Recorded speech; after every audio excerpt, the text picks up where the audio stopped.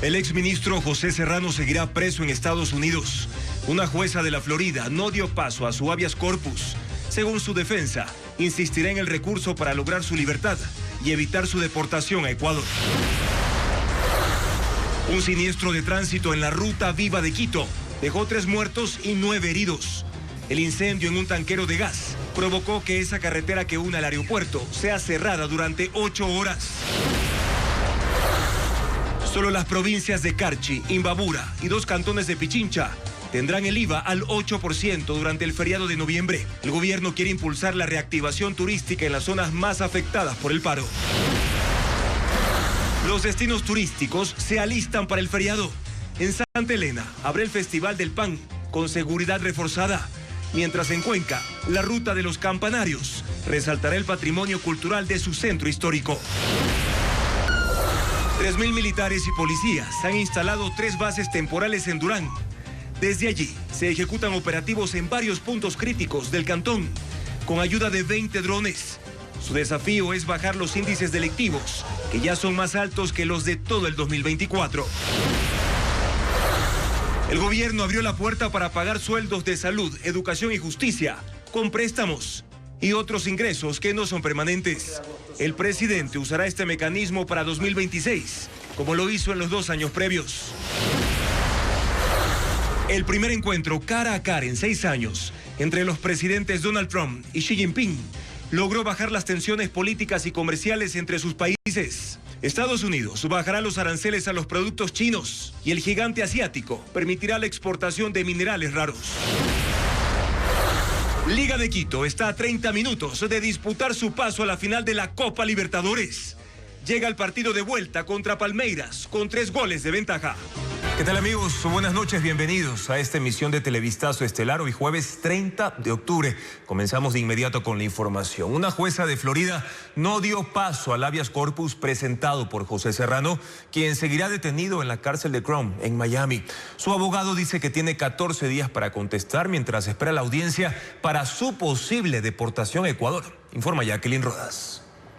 El exministro José Serrano seguirá preso en Estados Unidos. La jueza Marty Fulgueira, del Distrito Sur de Florida, no dio paso al recurso de habeas corpus presentado por su abogado, quien alegó que la detención fue ilegal y pidió que Serrano sea protegido como solicitante de asilo y por tanto no sea deportado a Ecuador. Según el sistema de la función judicial estadounidense, la jueza Fulgueira recomendó desestimar el habeas corpus sin prejuicio por falta de jurisdicción o negarlo. Esto quiere decir que la jueza no resolvió el fondo de la petición, por lo que Serrano puede volver a presentar el recurso y que considera que ella no es competente. Robert Sheldon, abogado de José Serrano, dijo a la cadena Telemundo 51 que no considera la decisión de la jueza como un rechazo al habeas corpus, que tiene 14 días para responder y que luego de ese tiempo espera una audiencia. Además, Serrano tiene otra audiencia el 19 de noviembre para decidir si es deportado o no. El exministro, procesado en Ecuador como presunto autor intelectual del asesinato de Fernando Villavicencio, está preso en la cárcel de Crown, en Miami, desde el 7 de agosto, cuando fue detenido por sobrepasar su tiempo de estancia legal en Estados Unidos.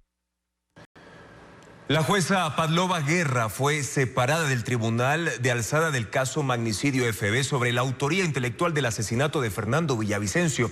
Las hijas del ex candidato presidencial la recusaron alegando vínculos con el correísmo. A continuación, los detalles de la audiencia. El Tribunal de Apelación del caso Magnicidio FB sobre la autoría intelectual del asesinato de Fernando Villavicencio se quedó sin un integrante. Las hijas del ex candidato presidencial demandaron a la jueza Padlova Guerra, acusándola de tener vínculos con el correísmo, tienda política a la que pertenecieron 2 procesados por el crimen de su padre, el exministro José Serrano y el exasambleísta Ronnie Aliaga. Los otros 2 jueces del tribunal aceptaron los argumentos de Amanda y Tamia Villavicencio. Decidieron que la imparcialidad de la jueza puede verse afectada por sus antecedentes y la separaron de la causa. Pichincha. En la audiencia se expuso este tuit del expresidente Rafael Correa. La jueza Padlova Guerra es una muestra de que aún quedan jueces honestos. Hay que estar muy atentos para que no la destituyan. Publicado el 25 de diciembre de 2019, cuando liberó a los correístas Paola Pavón y Virgilio Hernández, a la fecha detenidos por rebelión durante la jornada de protestas en Quito. También se informó que la jueza fue funcionaria del gobierno de Rafael Correa en 2015, cuando se desempeñó como asesora de la ministra de Justicia Ledy Zúñiga, mientras José Serrano era ministro del Interior. Guerra rechazó los señalamientos, aseguró que las demandantes no han probado que ella tenga una militancia política, que su conducta ha sido intachable y que su objetividad no está comprometida. Ahora la causa pasa a la Secretaría de la Corte Provincial de Pichincha para sortear un nuevo juez que reemplace a Padlova Guerra. 3 víctimas mortales y 9 heridos dejó un múltiple accidente de tránsito en la ruta viva que conecta a Quito con el aeropuerto de Tababela. 8 vehículos fueron afectados, 2 quedaron totalmente calcinados. La vía fue cerrada por aproximadamente 8 horas, como le informa a continuación Paul Romero. Un mortal siniestro de tránsito ocurrió la mañana de este jueves en el kilómetro 4 de la ruta viva, a la altura del sector de Intervalles en Cumbayá, nororiente de Quito. En redes sociales circularon imágenes impactantes del choque múltiple en el que fallecieron 3 personas y 9 resultaron heridas. Según las investigaciones preliminares, un tráiler que transportaba alimentos para aves habría originado el siniestro. Sin control recorrió aproximadamente 2 kilómetros en la bajada desde Quito, arrastrando a su paso a 7 vehículos y una motocicleta. Uno de los afectados es un vehículo pesado de transporte de gas licuado de petróleo que se incendió completamente, junto a otro auto liviano que quedó atrapado por el impacto. El incendio fue el que ocasionó la muerte de las 3 personas. Las personas fallecidas son trasladadas a la morgue para la autopsia de ley y establecer la causa de muerte, y los vehículos serán trasladados con cadena de custodia, retenidos al centro de retención vehicular para posterior continuar con más pericias bajo la dirección de Fiscalía. Tuvimos un accidente de GLP con un camión que tiene 5 metros cúbicos, el mismo que se prende y ahorita fue controlado el incendio, pero la fuga seguimos controlando, estamos haciendo un taponamiento. Equipos especializados del Cuerpo de Bomberos de Quito realizaron trabajos de control y extinción del fuego con espumógeno y lograron contener la fuga de gas. Luego hicieron un desfogue y quema controlada del combustible residual. Tras levantarse la alerta, Medicina Legal y Ciencias Forenses de la policía retiraron los cuerpos de las víctimas para los trámites legales, como también los vehículos involucrados, 3 pesados, 4 medianos y la motocicleta. La vía estuvo cerrada aproximadamente 8 horas. Esto generó caos vehicular desde y hacia el aeropuerto Mariscal Sucre de Quito. La Agencia Metropolitana de Tránsito informó la reapertura de la circulación pasadas las 16 horas por 4 de los 6 carriles.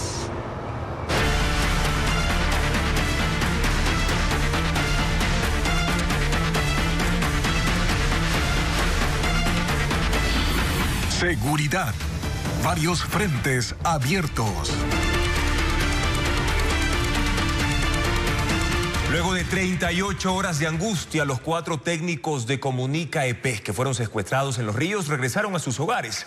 Conversaron con Televistazo y relataron cómo fueron esos momentos críticos. La policía ahora investiga el ataque cometido por al menos 12 hombres armados. Joel Vanegas amplia la información.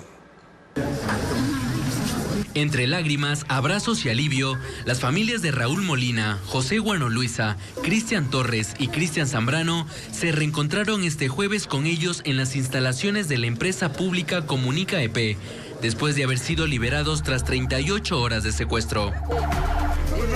Tranquilos amigos, tranquilos, ya está la policía aquí, estaban con ustedes.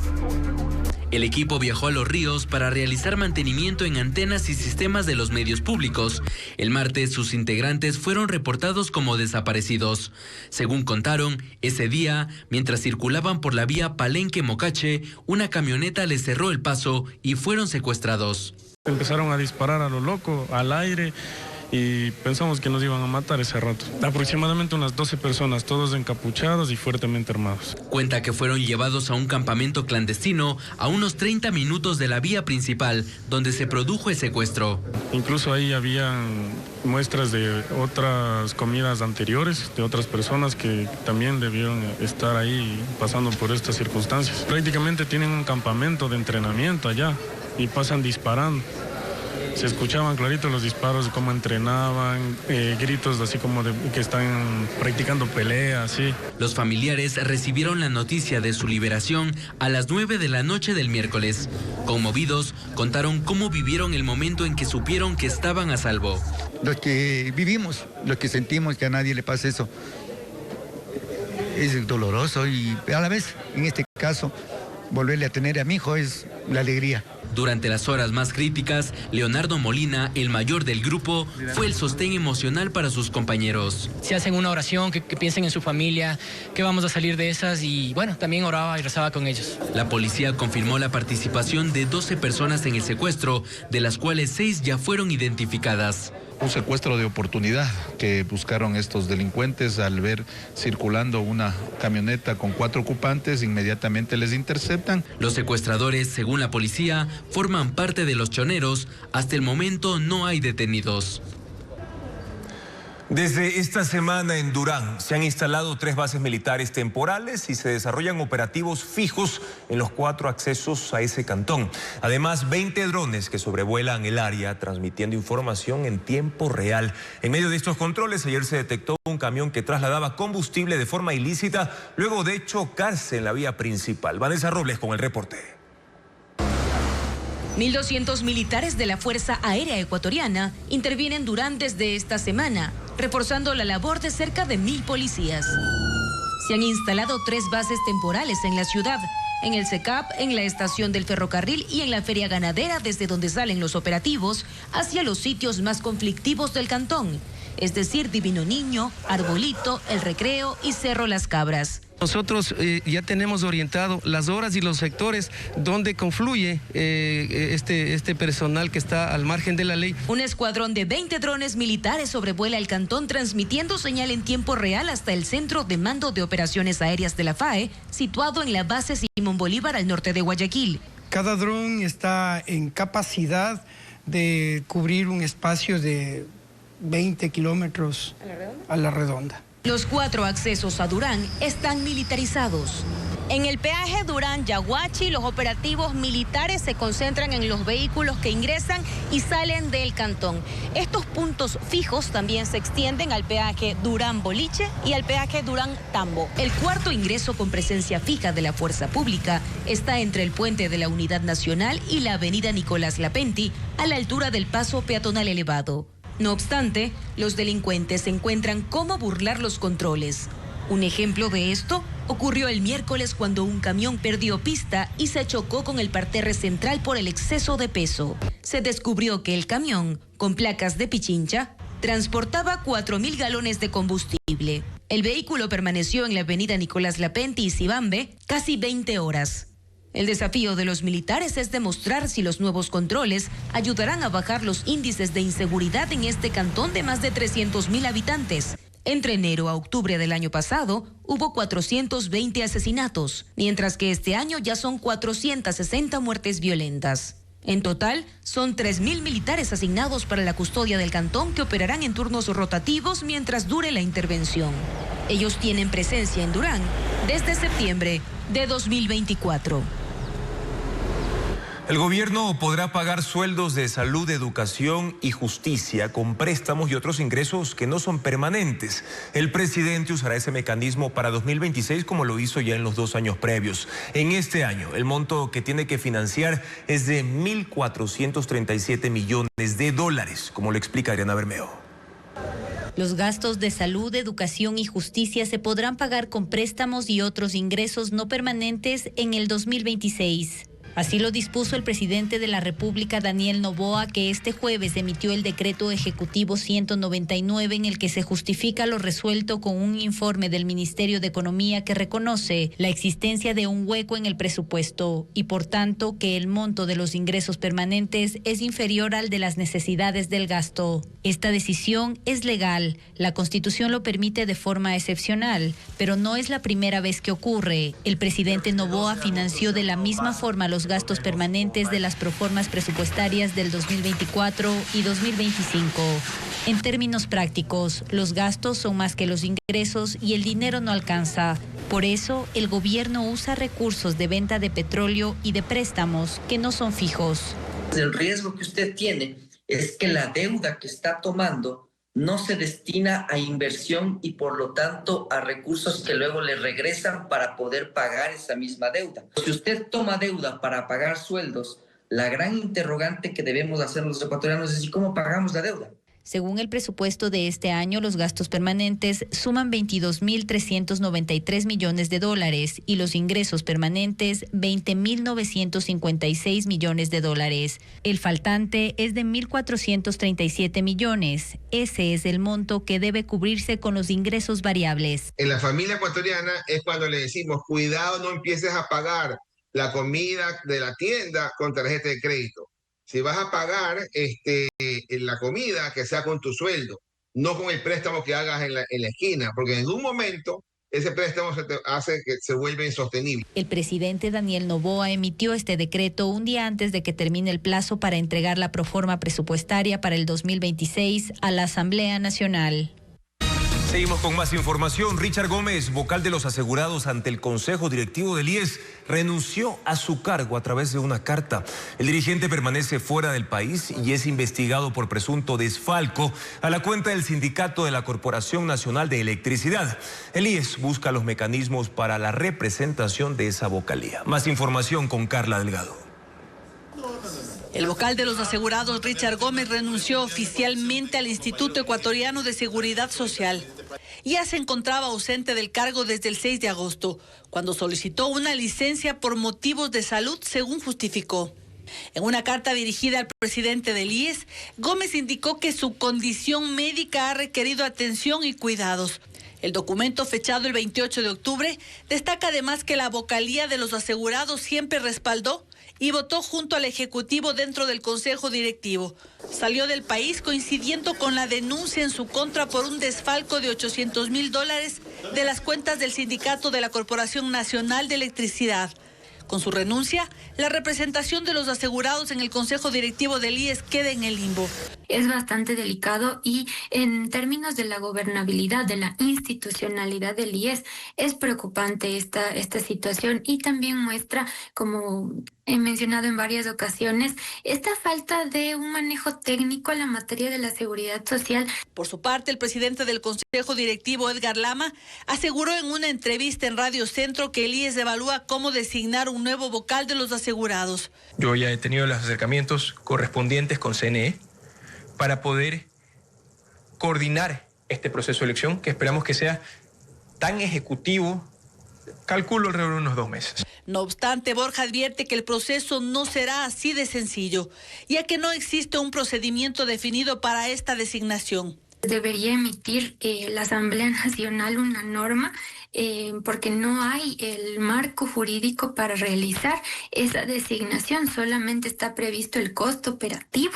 Mientras tanto, la ex vocal suplente de los asegurados, Mercy Maldonado, intentará recuperar su cargo mediante una acción de protección que se resolvería este viernes.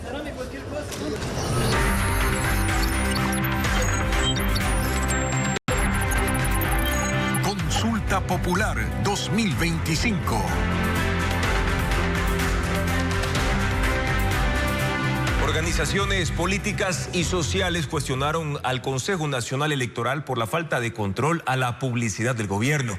Aseguran que el régimen realiza campaña anticipada por el sí. Patricio Díaz informa que el organismo electoral reunió a los inscritos para campaña por la consulta y referéndum con el fin de poder resolver estas dudas. Organizaciones políticas y sociales acudieron al Consejo Consultivo con el CNE y llevaron críticas contra el organismo. Cuestionaron las denuncias que les puso por inconsistencias en la justificación de sus cuentas de campaña y se centraron esta vez en la falta de control sobre la publicidad estatal que dicen está impulsando el sí. Todo el país está la campaña por el sí ¿O acaso no, para la sociedad civil, en este caso para la CONAIE, inicia en una fecha la campaña, pero para la otra parte inicia? Entonces ahí también sí exigimos, si existen reglas, el control debe ser para todos. Pero más que información, para mí es una promoción electoral y propaganda electoral. A esas críticas sumaron que se les ha pedido formalmente abstenerse de declaraciones y eventos que promuevan su postura hasta que empiece la campaña. Esto nos llegó a los partidos políticos. Yo pregunto si eso también les ha llegado al gobierno, a las instituciones del Estado, porque hasta ahora siguen haciendo campaña. Nuestros departamentos de fiscalización están tomando nota que esto no se dé. En el caso de cometerse esta infracción electoral, ya vendrá ese proceso que se tiene que tomar para poner la denuncia respectiva en el Tribunal Contencioso Electoral. La presidenta del Consejo respondió también a la consulta de si el presidente de la República, Daniel Noboa, debe tomar licencia o no para hacer campaña por el sí. Un servidor público no puede inducir al voto en el ejercicio de sus funciones. Tiene que pedir licencia porque está en la calidad del servidor público y también es el proponente. El Consejo Nacional Electoral autorizó a 2 empresas para que realicen encuestas previo al proceso del 16 de noviembre. Clima Social y Centro Invest. Esta última, además, recibió autorización para hacer exit poll. Y a víspera de la campaña por la consulta popular y referéndum, la dinámica del presidente Daniel Noboa ha cambiado. Accede a más entrevistas en medios de comunicación y mantiene una fuerte agenda en territorio donde entrega créditos, bonos y más. Mientras la figura de la vocera de gobierno, Carolina Jaramillo, se dilata. Desde mediados de octubre, la figura de la vocera del gobierno, Carolina Jaramillo, pasó a segundo plano. En 2 ocasiones suspendió la habitual rueda de prensa. El último motivo fue por supuestas amenazas contra su vida. Y conforme se acerca la fecha de inicio de la campaña electoral para la consulta popular y referéndum, la imagen del presidente Daniel Noboa ha dado un giro y ha tomado mayor protagonismo. En 2 semanas ha dado 3 entrevistas. Un día después del fin del paro nacional, que se concentró en Imbabura, Noboa habló con CNN y expresó su confianza en que la ciudadanía respaldará en las urnas la conformación de una asamblea constituyente y las otras preguntas del referéndum, incluyendo las bases extranjeras en Ecuador.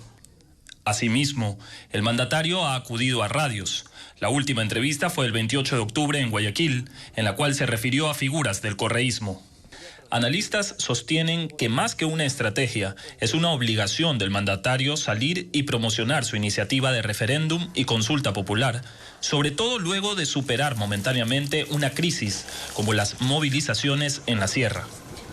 Daniel Noboa también ha estado activo en territorio, como ocurrió en Cuenca, donde se inició la segunda fase del programa Jóvenes en Acción, con 80.000 beneficiarios, y se realizó el concierto gratuito de Vele.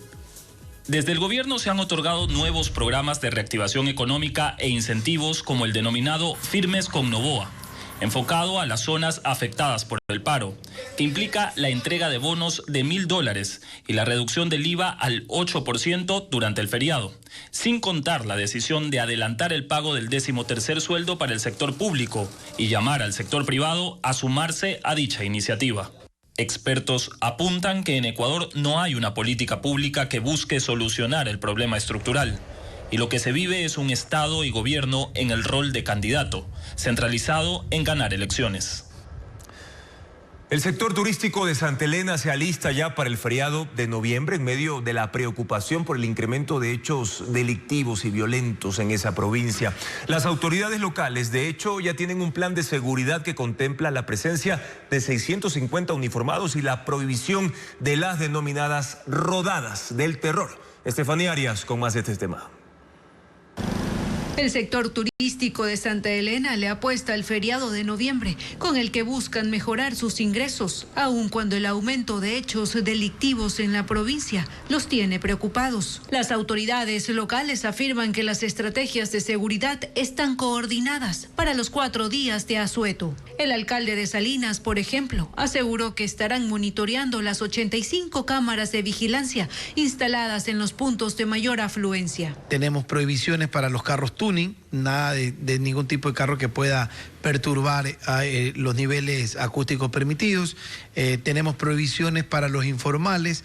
Nosotros tenemos 48 policías en total que salen a hacer operativos en conjunto con Intendencia para el tema de los libadores y también para el tema del control de horarios en establecimientos nocturnos, ¿no? Para este feriado, la policía desplegará 650 uniformados en toda la provincia, intensificando los controles en los balnearios con mayor afluencia de turistas, como Salinas, Vallenita y Olón.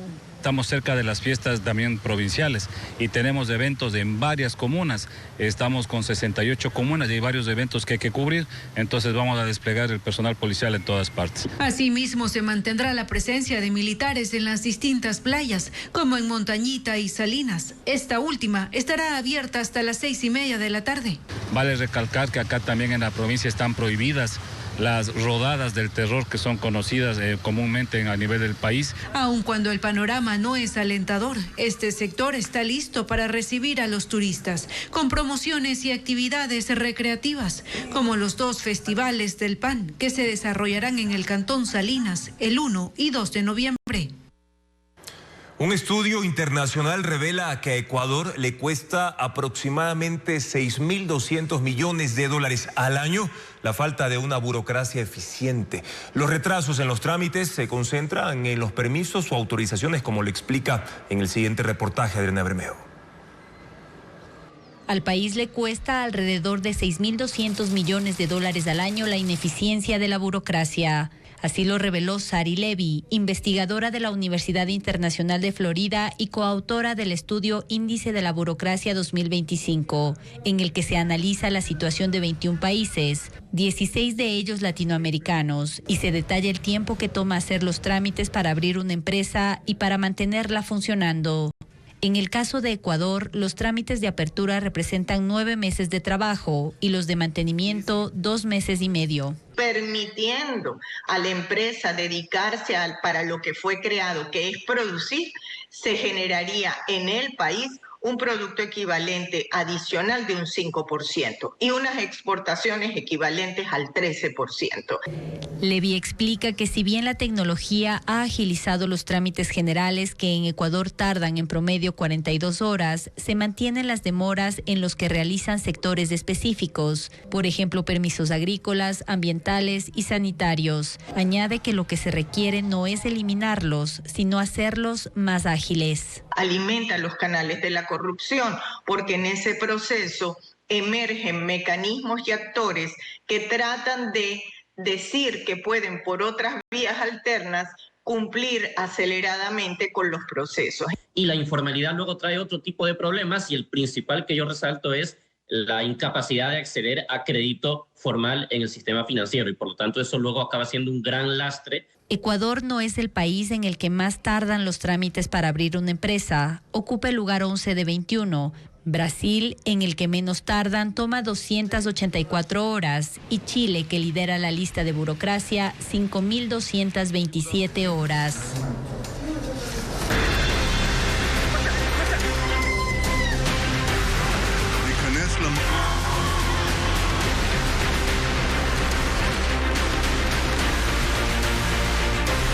Mundo.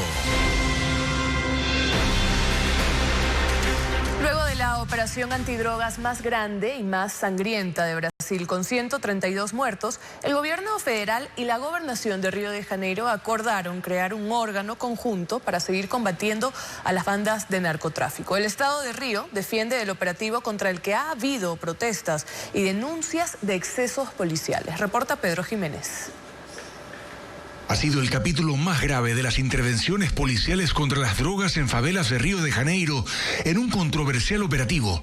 El gobernador del estado aseguró que pueden ganar batallas, pero no la guerra, que para eso necesitan la ayuda del gobierno federal.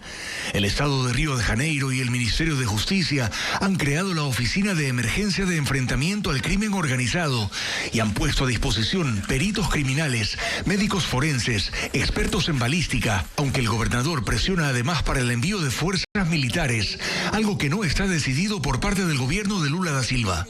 El presidente brasileño ha dicho que no pueden aceptar que el crimen organizado siga esparciendo drogas y violencia por las ciudades, pero pidió que se los combata de manera que no se ponga en peligro a los civiles.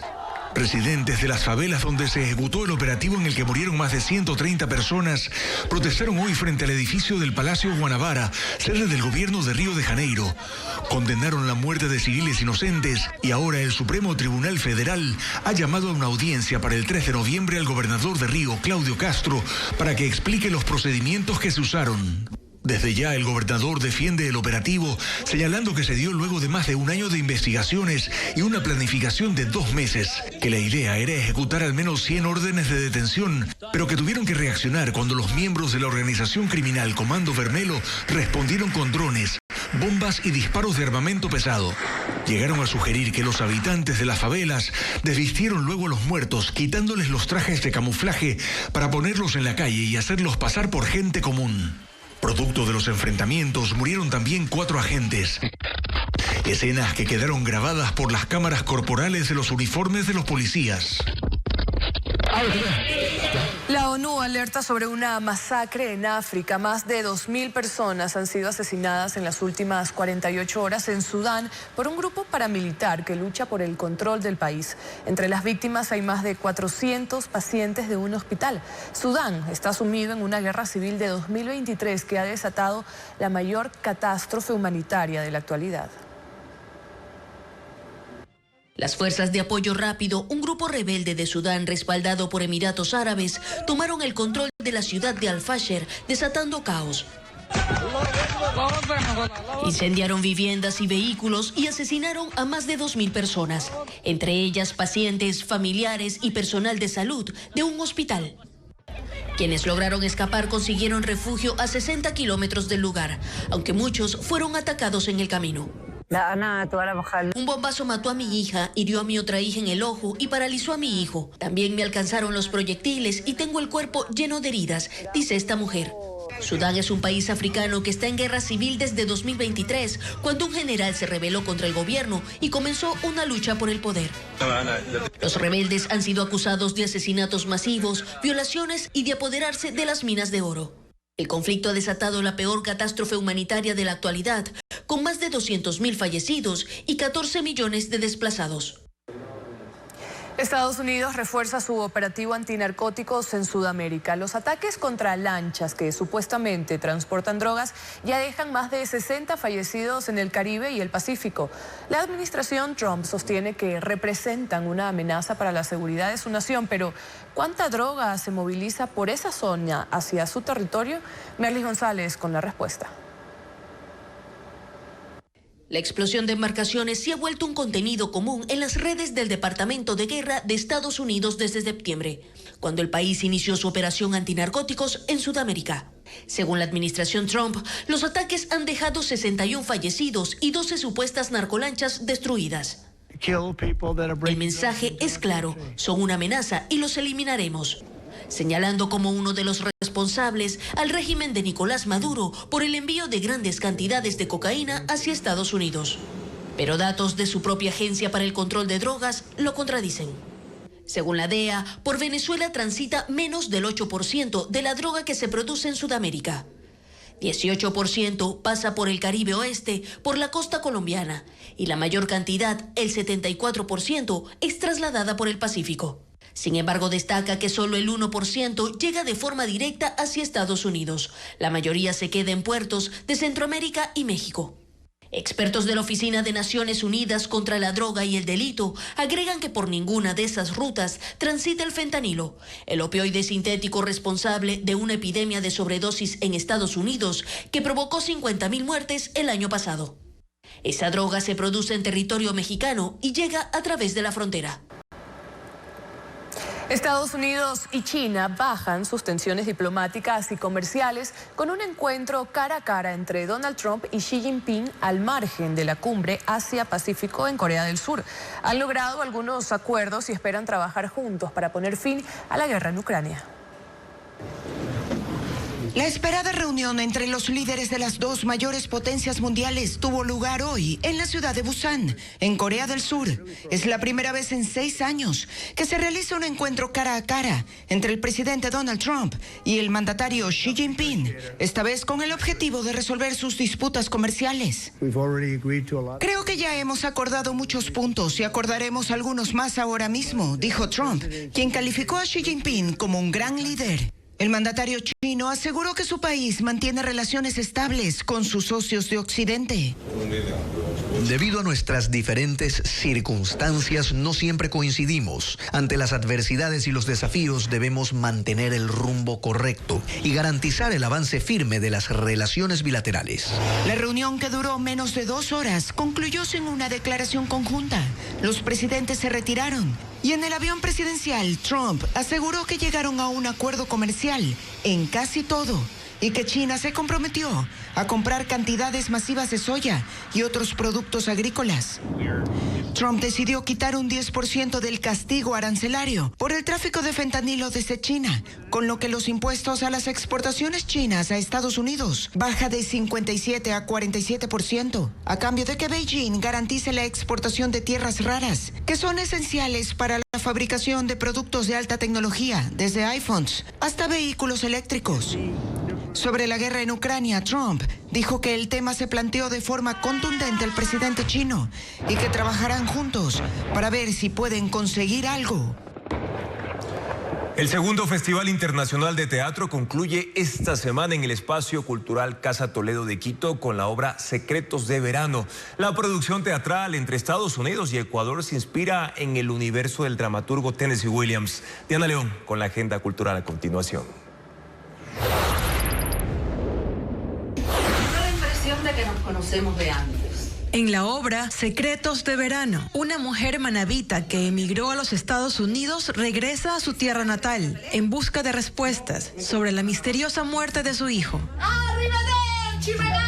La pieza se presenta en la Casa Toledo, en Quito, en el marco del segundo Festival Internacional de Teatro, 10 años en escena. Las funciones son a las 8 de la noche este viernes y sábado, mientras que el domingo empieza a las 6 de la tarde. A ver.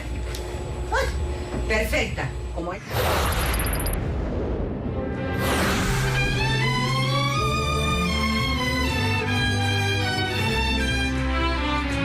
El concierto Voces y Ritmos del Perú rinde homenaje a las composiciones emblemáticas de ese país.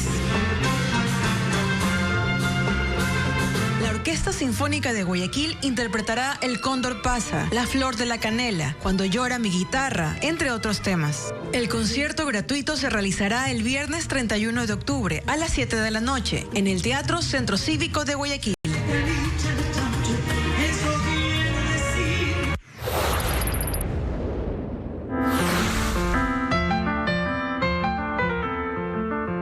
El pianista ecuatoriano Esteban Gavilanes ofrecerá un recital que recorre distintas épocas y estilos. El repertorio incluye composiciones del estadounidense Chick Corea. Cerrará con la obra maestra Cuadros de una exposición de Modest Mussorgsky. La presentación será el viernes 31 a las 7:30 de la noche en la Casa de la Música en Quito. Les contamos ahora que en las provincias de Carchi, Imbabura y 2 cantones de Pichincha, el IVA se va a reducir al 8% durante el feriado de noviembre. El gobierno tomó la decisión asegurando que es para impulsar la reactivación turística en las zonas precisamente más afectadas por el paro. La disminución del impuesto es específicamente para actividades turísticas. El IVA se reducirá al 8% en el feriado de noviembre. Así lo determinó el presidente Daniel Noboa en el decreto ejecutivo 196. Pero es una medida sectorizada solo para las provincias Carchi, Imbabura y los cantones Cayambe y Pedro Moncayo de la provincia de Pichincha, zonas que fueron escenario de las protestas y cierres de vías durante 31 días. Y por ello, según el gobierno, es necesario impulsar la reactivación turística. El 8% de IVA regirá del sábado 1 al martes 4 de noviembre y será exclusivamente para los servicios definidos como actividades turísticas en la Ley de Turismo. Estas son alojamiento, alimentos, bebidas y entretenimiento, agencias turísticas, transporte turístico, organizadores de eventos y ferias, centros de convenciones, guías turísticos, centros de turismo comunitario, parques temáticos, balnearios y centros de recreación. Además, la reducción solo se aplicará en los establecimientos que cuenten con registro de turismo. En Imbabura, el sector productivo aseguró que pidieron esta medida, pero para todo tipo de actividades, y al menos durante 6 meses, ya que las pérdidas, según el cálculo de las cámaras, es de 75 millones de dólares. De esos, 12 millones corresponden al turismo. Ibarra, que celebraba sus fiestas, pasó de una ocupación del 80% en sus 87 hoteles al 20% y siguió en picada durante las manifestaciones. Llegamos a una ocupación hotelera menor al 4%, que eran casualmente personas que estaban atrapadas, digamos, de alguna manera. Por eso insisten que si bien la medida contribuye, debe ampliarse. Hasta el momento la ocupación hotelera en Ibarra ya ha subido al 40% y esperan duplicarlo en el feriado. Antes el límite de días en los que el presidente podía reducir el IVA era de 12, en feriados y los fines de semana que los preceden o siguen. Sin embargo, ese límite se eliminó en la Ley para el Fortalecimiento de las Áreas Protegidas, aprobada en julio de este año. La Judicatura derogó el reglamento que estuvo en vigencia menos de 2 meses y que endurecía las normas para la salida del país de los menores de edad. Los requisitos vuelven a ser los de antes. Vamos a revisar los cambios. El Consejo de la Judicatura lo aprobó y el Consejo de la Judicatura lo derogó. Todo en menos de 2 meses. El reglamento que había entrado en vigencia el 4 de septiembre anterior endurecía los requisitos para que los menores de edad pudieran salir del país. Incluía la obligatoriedad de descargar un formulario, llenarlo y de ahí llevarlo a una notaría. Y frente al notario había una serie de trámites más. La foto con el notario exigía las dos huellas dactilares de ambos pulgares. Exigía además que se sepa en qué aerolínea viajaban, cuál era la fecha de salida, por supuesto, la fecha de regreso, el pasaje de regreso, en qué hotel, residencia o domicilio iban a estar ellos alojados, cuál era el teléfono donde ellos iban a residir. El objetivo era estar seguros de que el menor iba protegido y cuidado. Pero él dice que no hubo una socialización efectiva con los notarios y con los funcionarios de migración. Se recogía la huella digital de un solo dedo. No se ponían las dos. Entonces, si el funcionario de migración y decían, no, me falta una huella digital, pues no salían. Si le decían, falta la fotografía, no salía. Entonces, esto ocasionó estos problemas. Algo más, hubo notarios que se quejaron por tener que tomarse la fotografía junto a los padres del menor. Fue considerado por algunos de los colegas como una afectación al ejercicio de la fe pública nuestra. Así que el reglamento fue derogado, pero esto no quiere decir que cualquiera puede sacar un menor del país así, sin ningún requisito.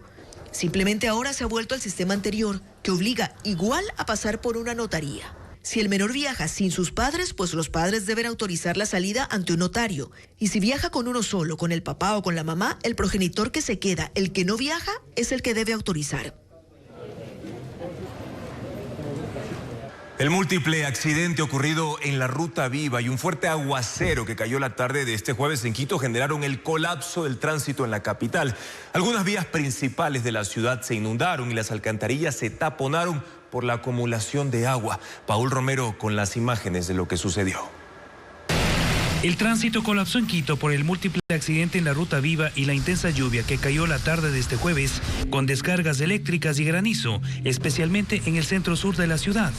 Los 3 carriles de la avenida Mariscal Sucre a la altura del Bosque, al noroccidente de la capital, se inundaron y los vehículos circularon con dificultad con agua hasta el capó. Usuarios reportaron en redes sociales fuertes corrientes de agua en las avenidas Colón, América y 10 de agosto que taponaron alcantarillas en los pasos deprimidos. También el ECU 911 reportó acumulación de agua en las avenidas 12 de octubre y Patria. El aguacero duró aproximadamente 1 hora y caotizó el tránsito en toda la ciudad.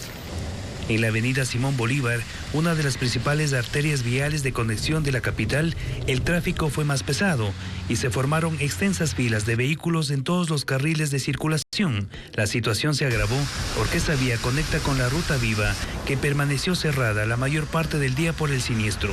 El tiempo de viaje desde Tumbaco a Quito y viceversa se triplicó. Según reportes ciudadanos, tardaron 1 hora y media en llegar a sus destinos. Los organismos de socorro no reportaron emergencias por la intensa lluvia. Un ambiente político tenso caracteriza el inicio de la campaña por la consulta popular. Autoridades locales y nacionales de la Revolución Ciudadana protagonizan varios de los enfrentamientos, incluso entre ellos, como lo informa Luis Alfredo Zúñiga. El sábado inicia la campaña previa a la consulta popular y el panorama político está lleno de tensiones. Autoridades locales y nacionales se han confrontado y varias de estas disputas tienen como protagonistas a miembros de la Revolución Ciudadana, encontrones que incluso se han dado entre ellos. Este jueves, Rafael Correa hizo público que serán expulsadas de su tienda política las concejalas Michelle Navas y María Lima. Ellas llegaron con la Revolución Ciudadana. Sin embargo, el miércoles votaron a favor de la remoción de la alcaldesa de La Troncal, Miriam Castro, que también pertenece al correísmo. Rafael Correa dio su respaldo a Castro y afirmó que las dos concejalas se prestaron a una farsa. Castro fue denunciada por irregularidades que habrían infringido el artículo 333 del COTAD. Ella aseguró que impugnará ante el Tribunal Contencioso Electoral, que tendrá la última palabra. Ustedes sabrán juzgar a aquellos traidores. Pavel Muñoz, alcalde de Quito, y Jorge Yunda, exalcalde, tienen su propia confrontación. Yunda ha criticado la gestión de Muñoz y que haya buscado una condena en su contra por el caso Pruebas PCR. Los epítetos entre ellos han sido constantes. Y realmente contestarle al señor Yunda, que como alcalde fue un mediocre locutor y un mediocre voleibolista, no amerita de mi parte ninguna respuesta. Paola Cabezas, asambleísta nacional por la Revolución Ciudadana, se suma a la contienda. En un video en el que criticó la gestión del gobierno en el cantón Eloy Alfaro, hizo alusión a la prefecta de Esmeraldas, Roberta Zambrano. ¿Sabe lo que pasa con algunas autoridades de la provincia? Que han perdido la dignidad. Y la respuesta de Zambrano no tardó. Te falta la memoria como a tu patrón Correa. Dignidad es lo que a ti te falta. La misma presidenta del movimiento Revolución Ciudadana, Luisa González, fue crítica con su compañero de partido, el prefecto de Manabí, Leonardo Orlando. Nadie conocía pues a Leonardo Orlando. ¿Y la gente por qué votó? Por Revolución Ciudadana. Por Revolución Ciudadana y por la obra de Rafael Correa. Y luego desconocer eso.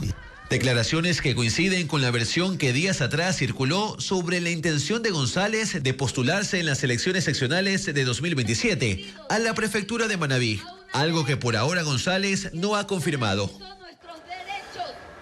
El multitudinario concierto de BL en Cuenca, organizado por el gobierno nacional, generó controversia, mientras el presidente Daniel Noboa y la ministra Inés Manzano destacaron el evento como una iniciativa para promover la conservación de los páramos. Organizaciones indígenas lo calificaron como un acto propagandístico para ganar respaldo de cara a la consulta popular. Veamos. 70,000 personas asistieron este miércoles en Cuenca al concierto gratuito del cantante colombiano Bele, organizado y financiado por el gobierno nacional. Bele, de 22 años, es un exponente de música urbana con alta proyección internacional. El objetivo del show, según autoridades, fue promover la conservación de los páramos y los recursos hídricos. De hecho, se colocaron stands informativos sobre medio ambiente, pero no tuvieron mayor acogida porque lo central fue el show musical. El presidente Daniel Noboa celebró la masiva asistencia, compartiendo en sus redes sociales un video con fragmentos del concierto. La ministra de Ambiente y Energía, Inés Manzano, también se mostró junto al cantante, pese a que no se acordaba de su nombre. Estoy aquí con... ¡Tatán! Lo máximo, qué lindo que es. Es más, me lo llevo al Ministerio del Ambiente y Energía. El evento musical Cuenca Natural Flow tuvo una alta carga política, porque se realizó un mes y medio después de la Marcha por el Agua en Cuenca, que reunió a 100,000 personas y obligó al régimen a revocar la licencia ambiental del proyecto minero Loma Larga, y también porque se dio 3 días antes del inicio de la campaña por la consulta popular que se realizará el 16 de noviembre. El alcalde de Cuenca, Cristian Zamora, planteó en redes sociales que se investigue el costo del espectáculo. Estimó que habría sido hasta 3 veces mayor que el valor que normalmente destina su administración para conciertos de este tipo. Mientras que la Federación de Organizaciones Indígenas y Campesinas de la SUAY calificó el evento como un show propagandístico destinado a ganar respaldo a la consulta popular en una ciudad que ha cuestionado la política minera del Ejecutivo.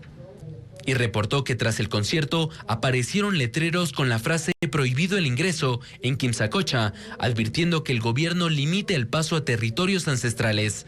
El régimen no se ha pronunciado al respecto. El presidente Daniel Noboa plantea que las prestaciones de salud del IES pasen al Ministerio de Salud Pública. Aclaró que esta propuesta no implicaría retirar el beneficio que tienen los asegurados. Carla Delgado conversó con 2 expertos en seguridad social sobre este tema. Escuchemos su análisis. Aunque ya lo había mencionado en 2 ocasiones anteriores, esta vez el presidente fue más preciso. Quiere que las prestaciones del seguro de salud del Instituto Ecuatoriano de Seguridad Social pasen al Ministerio de Salud Pública. El mandatario argumentó que no es viable ni eficiente mantener 2 prestadores estatales de salud. Pasa la competencia al Ministerio de Salud Pública. No se toca el beneficio del ciudadano. El ciudadano lo sigue manteniendo. El seguro social es una caja y debería manejarse como una caja y pues también administrarse de una manera eficiente que genere suficientes ingresos y utilidades para pagar las pensiones. Sin embargo, no detalló cuándo ni cómo se concretaría este cambio de modelo. Para Augusto de la Torre, ex coordinador de la Comisión para la Reforma del Sistema de Pensiones del IES, la única forma de hacerlo sería mediante una reforma constitucional. La ventaja para el asegurador público es que podría aglomerar todos los riesgos de salud de la población. Entonces, al aglomerar todos los riesgos de salud es más fácil asegurar a la población. De la Torre considera que la unificación podría fortalecer el sistema de salud, actualmente afectado por una gestión ineficiente. El sistema de salud que administra el IES se financia con un aporte de los afiliados. A lo mejor no alcanza para los beneficios a los que él tiene derecho para cubrir y por tanto ya se genera un desfinanciamiento. En cambio, Alberto Narváez, coordinador de la Unión de Organizaciones de Defensa del IES, considera que la propuesta presidencial no solucionará los problemas estructurales del sistema de salud. El mismo Ministerio de Salud tiene un déficit de 25 a 30% de cobertura de salud. El Seguro Social tiene un déficit de 50% de servicios de primer nivel. Entonces, si le manda a los afiliados al seguro, van a tener una pésima calidad de atención. Finalmente, el especialista señala que el sistema público de salud sigue siendo predominantemente curativo y no preventivo, lo que lo mantiene saturado y desbordado.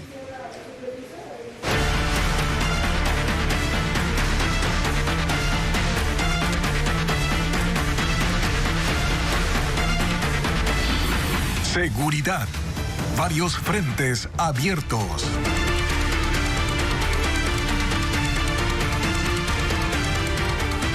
Una tonelada y media de clorhidrato de cocaína es la muestra testigo entregada hoy en el puerto de Manta como resultado de un operativo conjunto con Estados Unidos en alta mar, donde fueron decomisadas 13 toneladas de droga valoradas en al menos $300 millones. Veamos.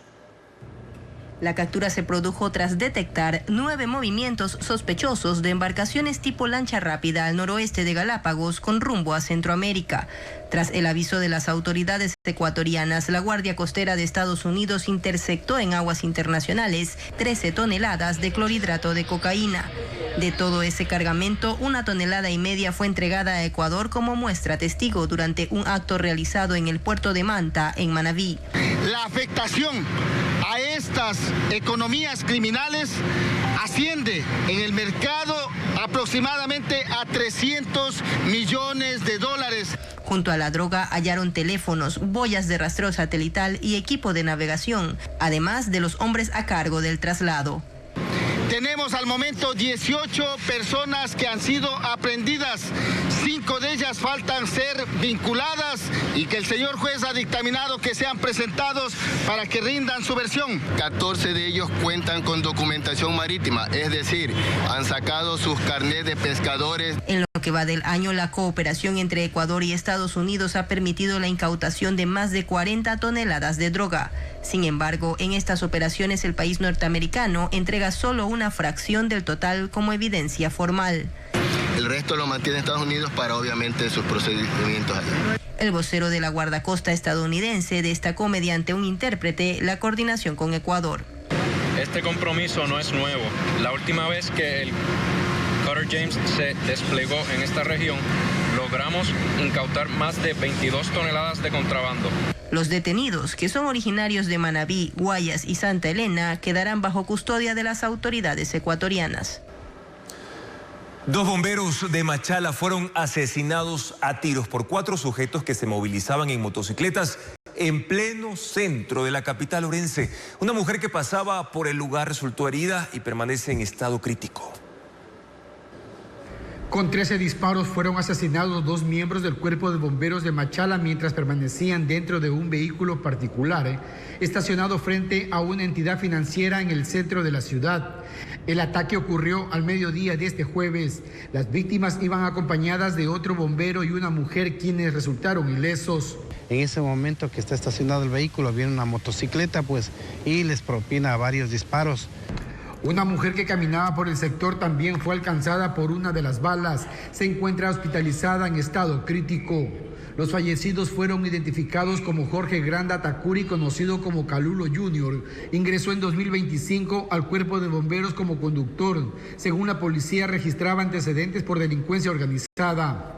La otra víctima, Alexander García Caicedo, formaba parte de la institución desde 2024 y se desempeñaba como especialista en rescate en aguas rápidas e inundaciones. Cerca de 20 negocios entre restaurantes, despensas, tiendas de celulares y la propia entidad financiera cerraron sus puertas por temor.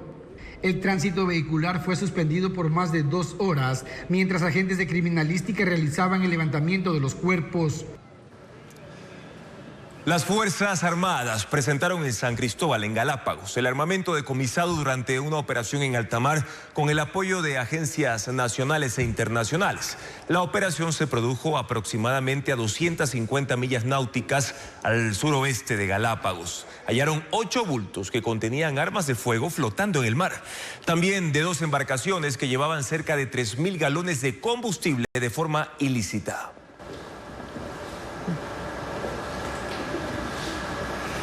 Ecuador se afianza como referente mundial en alimentos orgánicos. El país lidera las exportaciones de este tipo hacia la Unión Europea y se ubica segundo a escala global. El banano orgánico es el gran protagonista que se distingue por su calidad y el no uso de pesticidas ni fertilizantes de origen químico, informa María Gabriela Carpio. Con $621 millones exportados en productos orgánicos durante 2024, Ecuador es, por 5º año consecutivo, el primer proveedor de la Unión Europea y el segundo a nivel mundial después de México. Las estadísticas están publicadas en los informes de la Dirección General de Agricultura y Desarrollo Rural de la Comisión Europea y del Instituto de Investigación de Agricultura Orgánica, que destacan la capacidad del país para cumplir los exigentes estándares internacionales en calidad bajo esta categoría. Javier Rosero, presidente de la Federación de Exportadores, destaca el alcance de este logro. El hecho de que no tengan ningún tipo de pesticida, ningún tipo de fungicida o producto químico que se encuentre dentro del proceso de producción hace que en las prácticas agrícolas sostenibles tengan un valor adicional. Según datos de la Agencia Agrocalidad, en 2024 Ecuador exportó cerca de 700.000 toneladas de productos orgánicos a 40 países. La Unión Europea y Estados Unidos fueron los principales destinos. El banano ecuatoriano lidera la oferta con el 90% de las exportaciones de ese tipo, de acuerdo a la Asociación de Exportadores Bananeros AEB. Hasta agosto de este año, Ecuador exportó 28 millones de cajas de banano orgánico, cultivadas principalmente en las provincias de El Oro y Guayas. Nosotros tenemos a nivel de producción orgánica 14.870 hectáreas de 200.000 hectáreas. El nicho de banano orgánico a nivel internacional ha venido creciendo, pero siguen siendo nichos que tenemos que seguir fortaleciéndolos. Como referencia en el mercado internacional, una caja de banano convencional puede costar $7.85, mientras que una caja de banano orgánico puede llegar a $10.65 en promedio. Que sea orgánico, libre de agroquímicos, tiene mucho más costos y te genera menos productividad. Eso tiene que ser compensado en torno al precio. Según Fedexport, el crecimiento de los productos orgánicos en Ecuador ronda hoy el 6% anual, pero podría duplicarse. Siempre entendiendo que este es un nicho de mercado, es un segmento premium para el cual ciertos consumidores están dispuestos a pagar más. El liderazgo de Ecuador en productos orgánicos no solo fortalece su imagen en el exterior, también impulsa a más de 8.000 pequeños productores que hoy viven de prácticas sostenibles. Continuamos con más aquí en Televistazo Estelar. Después de casi 20 años, el ecuatoriano Douglas Bastidas regresa a Colombia para presentar un concierto. Ana María Palacios y nuestra cadena aliada Caracol nos cuentan los detalles. Douglas Bastidas revivirá los éxitos de Tranzas en un concierto en Bogotá, Colombia, en el Lourdes Music Hall. Que fue un show muy chévere que hemos venido trabajando, que espero les guste, porque la verdad es que no nos vemos hace tiempo, es un reencuentro. Sí, estamos muy emocionados, ¿no? Estamos muy emocionados por también complacerlos, porque no sabemos qué canciones son las que más quieren escuchar, porque como no nos hemos visto tanto tiempo. A pesar de regresar después de casi 20 años, sus canciones siguen intactas en la memoria de los fanáticos colombianos. Y me encanta eso que nos fuimos, pero la música no se fue, se quedó con ustedes y la han hecho suya y tenemos esta oportunidad de revivir. Que ya no estoy aquí, morí el bien que te fuiste así de mí, no estoy. El guayaquileño habló sobre las historias en torno a las canciones más reconocidas de Tranzas como Dile y Morí. No es que las mujeres me dejaran siempre, no siempre, pero cuando me dejaban yo sufría, ¿no? Y para mí cuando se moría el mundo, se acababa el mundo y yo pues, artista sensible me imagino. El cantante se reencontrará con el público de Bogotá el 28 de noviembre.